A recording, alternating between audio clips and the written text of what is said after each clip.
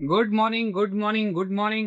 Good morning. Advance option change Surat Gujarat બ્રાન્ચથી હું પ્રદીપ ચૌહાણ આપનું હાર્દિક સ્વાગત કરું છું આજના મોર્નિંગ વેબિનારની અંદર. આજના મોર્નિંગ વેબિનારની અંદર આપણે જોઈએ કે આજે છે બુધવાર. કયો વાર છે? બુધવાર છે. તો સૌથી પહેલી વસ્તુ કે આપણે 10:30 પછી જ આપણો ટ્રેડ પ્લાન કરશું. કેટલા વાગ્યા પછી? 10:30 વાગ્યા સુધી. શા માટે? તો કે સૌથી પહેલી વસ્તુ એવી છે કે જો આપણે શું કરીએ છીએ, કાલે આપણી એક્સપાયરી ખતમ થઈ છે, આજે નવી એક્સપાયરી સ્ટાર્ટ થઈ છે, રાઈટ છે? તો નવી એક્સપાયરીની અંદર આપણે સૌથી પહેલા એફઆઈડીએ જે મોટા લોકો છે અને આપણે પોતાની પોઝિશન બનાવવાનો મોકો આપતા હોઈએ છીએ, રાઈટ છે? એ લોકો પોતાની પોઝિશન બનાવે છે 10:30 સુધી, પછી આપણે આપણી પોઝિશન બનાવતા હોઈએ છીએ. પહેલા સામેવાળાની પોઝિશન જોશું, પછી જ આપણે આપણી પોઝિશન બનાવશું.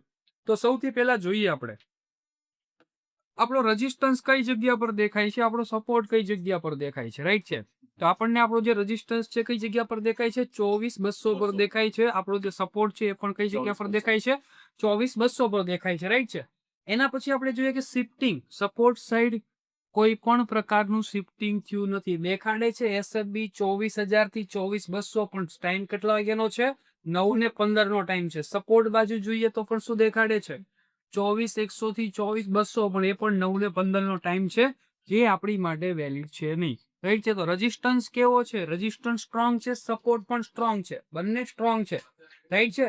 તો હું મારો ટ્રેડ ક્યાંથી કરી શકું? તો સૌથી પહેલી વસ્તુ જોઈએ આપણે કોને પૂછશું, તો કે ટીઓડી ટેબલ ઓફ ટ્રેડ ને પૂછશું કે હું મારો ટ્રેડ ક્યાંથી કરી શકું, રાઈટ છે? તો રેઝિસ્ટન્સ આપણે કેવો છે? સ્ટ્રોંગ છે. સપોર્ટ પણ કેવો છે? સ્ટ્રોંગ છે, રાઈટ છે? તો માર્કેટ કેવું થયું? રેન્જ બાઉન્ડ થયું. કેવું થયું? રેન્જ બાઉન્ડ, બરાબર છે? જો મને રેઝિસ્ટન્સ મળશે તો હું ત્યાંથી એક કેવો ટ્રેડ કરીશ? પુટનો ટ્રેડ કરીશ. કેનો? પણ પુટનો. જો ફર્સ્ટ ટાઈમ માર્કેટ આવતું હશે, તો સેકન્ડ ટાઈમ આવતું હશે તો હું વેઇટ કરીશ, પેલા ઓઆઈ ચેન્જ ને પૂછીશ, રાઈટ છે? કોને પૂછીશ? ટીઓસી ટેબલ ઓફ કન્ફર્મેશન ને પૂછીશ. જો મને ટેબલ ઓફ કન્ફર્મેશન પરમિશન આપે છે તો જ હું મારો ટ્રેડ કરીશ, અથવા જો મને સપોર્ટ મળે છે, રાઈટ છે, તો હું સપોર્ટ થી કેવો ટ્રેડ કરીશ? કોલ નો ટ્રેડ કરીશ, રાઈટ છે? તો જોઈએ આપણે એક વખત શું છે શું નહીં માર્કેટની અંદર. જોઈ શકો છો આપણે સૌથી પહેલી વખત જ્યારે પણ માર્કેટ રેઝિસ્ટન્સ પર આવેલું હતું, થોડું અમથું રહી ગયું હતું, પણ માર્કેટ અહીંયા આવેલું હતું, રાઈટ છે? અહીંયાથી જો તમે ટ્રેડ કર્યો હોય તો અહીંયાથી એને 50% સુધી આપેલું છે એન્ટ્રી, બરાબર છે? અને અહીંયા પાછો કોસ્ટ ટુ કોસ્ટ તમારો એસએલ થઈ ગયેલો છે. સેકન્ડ ટાઈમ આવે છે અત્યારે માર્કેટ, ક્યાં આવે છે? રેઝિસ્ટન્સ પર સેકન્ડ ટાઈમ આવે છે. તો કોને પૂછવું પડે?